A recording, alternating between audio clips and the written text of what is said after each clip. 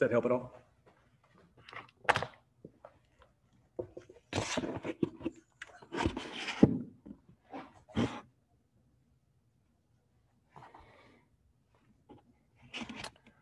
All right, we're here. Okay, so we were off a day with projected storms Saturday. We went on last Friday because of that, and track meet potentially being moved to the indoor. So we went Friday night, which was good just for a different time with them, but did put them back-to-back practices and then a longer break. So back to work. We're struggling with some injuries, which is normal a lot of times. As you get back to work, into practice, football movements, and trying to get everybody's reps. So we'll keep pushing along. Parrish, go ahead and start us off. Lane, what have you seen from Matt so far this spring? He's done well. I think he's kind of going, which is normal. He's a returning starter now, which he's never been. So, now you kind of, expect more of him. And, instead of just playing quarterback now, especially with a lot of guys out, he's got some newer people running around out there. So lining those guys up and helping those guys and having a better understanding of the entire offense instead of just what he needs to do, has been a good progression for him. When he got going in a couple of those multi-interception games, only 2, was that an example of him needing to grow mentally as he described to us? Or was that kind of a gunslinger mentality that as a coach you just know is there sometime? No, I think that's a product of him being young. And I think that's a product of us, working with him for the first time, having obviously no seasons before, let alone even spring scrimmages. So, I think that we have a better understanding of him and, would call if that, history were repeating itself in a game, we would call things a little bit different, knowing that he has that in him. So I think just like with all your players, as you have a better understanding, the longer you've been with them, especially at quarterback, the better that they play and the better that you manage them. Thank you, David. Lane, with John Rice being mostly with baseball this spring, what can you find out about the quarterback 2 position with, Kincaid Dent and Luke Altmaier out there throwing this spring? What do you hope to find out about that, considering John Rice is not there a lot? Yeah, that's the give and take with, the other sport. And so, it's great, keeps you competitive year round and, able to do more for the school. But at the same time, obviously, missing spring, especially for a quarterback, is difficult. He was around this morning, saw him and brought him in, just met with him, checked in with him, and, talking about baseball, playing so well and different things. And so, with anything, whether it's an injury or something like that, that opens opportunities for others. I think both quarterbacks have done a good job. Kincaid, is very talented. And Luke coming in, has done a good job, which is very hard for a guy that, we always forget because everybody's mid-years nowadays, especially at that position. We forget that they're really finished up their senior year of high school. You've got a right tackle spot to fill on that offensive line. Who are the top guys that you're looking at there, and what are some scenarios that could play out? Well, Jeremy's been out there. That's probably the most natural move from a length standpoint, someone that's played.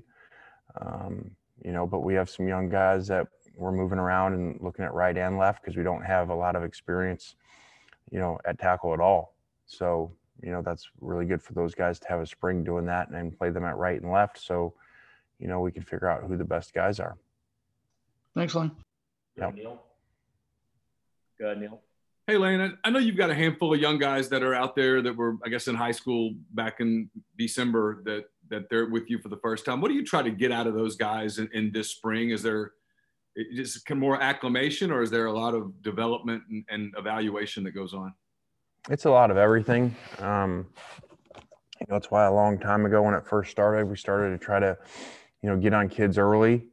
Especially when we'd been at a place where we knew kids sophomore year that we were going to want, and get them on programs academically where they were graduating early, because it's so great on so many fronts. The obvious thing is football, that they got 15 practices and fourth quarter workouts, but academically it's great because, they get ahead at the end of in game, they graduate earlier, at the end of it.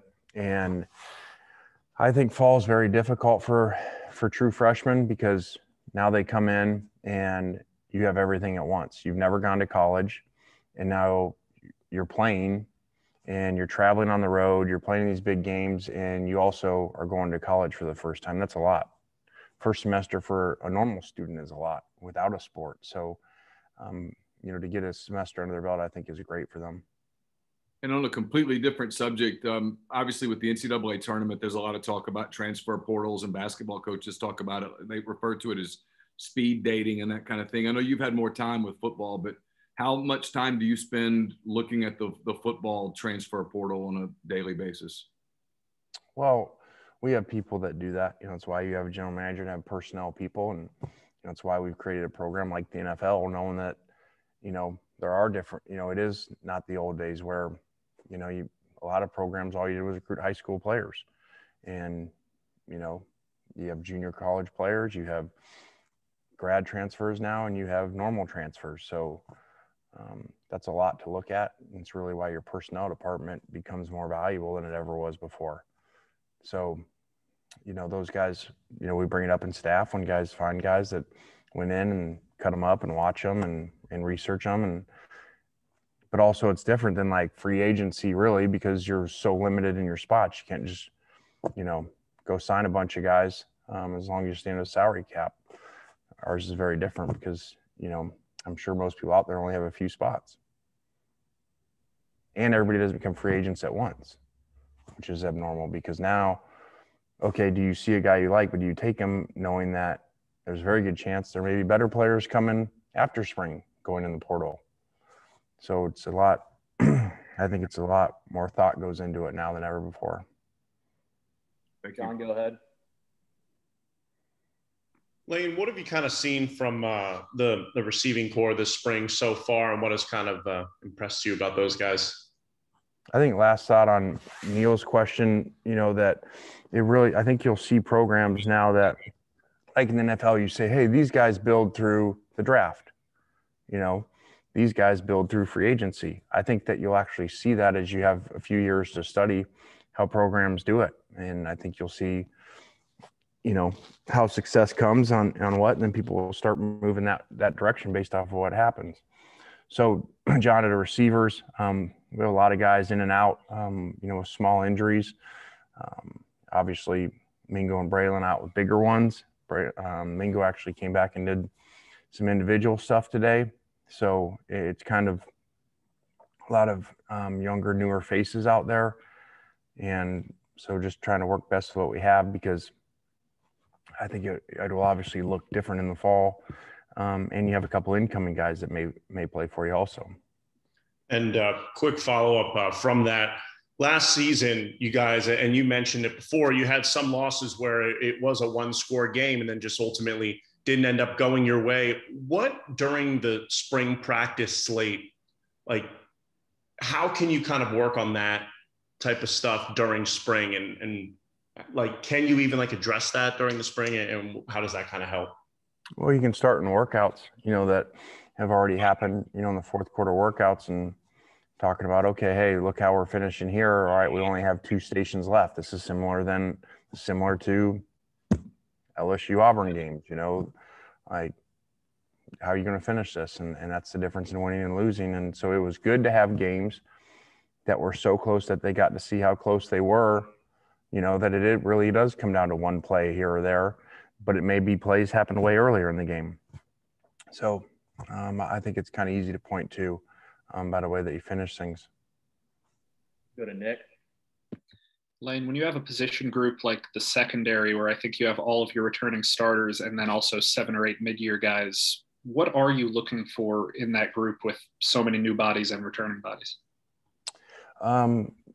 First, to find the best players, then to, develop depth, because, we played too many snaps last year, which is part of not getting off the field, but it's also individually not having quality depth to where, you're rotating guys as much as you like.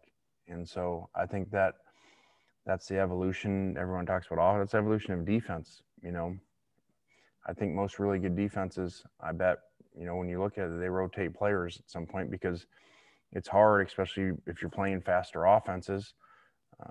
Which you see another one coming in the conference, with Tennessee, can't play 80 plays. You can't play at a high level. So, depth is huge, especially back there where your mileage is a lot higher because you're running around so much and playing special teams. It's a really unique situation with Deandre Prince. Just what is it like? I know you didn't have him when he was here last, but having somebody returning to a team. Well, it's not that weird because we weren't here, when he played. I can see why they played him early like that. Very talented, very natural player. Obviously wish we would have had him last year. If you look at a position where we even moved, some offensive players to it. So it's good to have him. Back to Parrish. Lane, what are you seeing from your defensive line play right now? I think, Sam is playing well. Need him to be more consistent. He's, one of the most talented players on our team. So he could really be a great player, puts it all together. And, we have some other young guys, doing a good job, like Clowney, like Cedric. So, just spring gives opportunity for a lot. We run 2 fields, so there's tons of reps for everybody. Not specifically, Isaiah Iton, Jamon Gordon, how are those guys adjusting? They have had injury issues, so have not done near as much as we'd like, through starting our second week here with them. Back to David. Lane, just your observations on the tight end position, what the goals are there this spring, and in particular, how Hudson Wolf is kind of fitting into the mix. Yeah, unfortunately, Hudson's not practiced. Another injury issue. So hopefully he gets back out there. It's good to have DeMarcus back out there, and very talented young player. So, same thing. We're just trying to figure out by letting a lot of people rotate through there. All right, final question goes to Neil. Elaine, I hope I'm not beating this to death, but you piqued my curiosity a little bit. As you've had some time to look at the way transfer portal works and that kind of thing, do you think it's going to lead to you guys taking fewer high school guys each year and maybe saving more spots for the portal for free agency, if you will? I think so. I think that probably depends where your program is. If you're up there where, you're one of those top 5 programs where you're signing a bunch of 5 stars every year and you're able to, sign 25, what you deem pretty special players, maybe then you don't. But I think, when you're trying to get to that level of, being a championship team and a great roster like those few schools have, I think that you do. I mean, I think you're going to see smaller signing classes because of it. All right, Coach, thank you. Guys, All we'll right, have guys. Katie Robinson up shortly.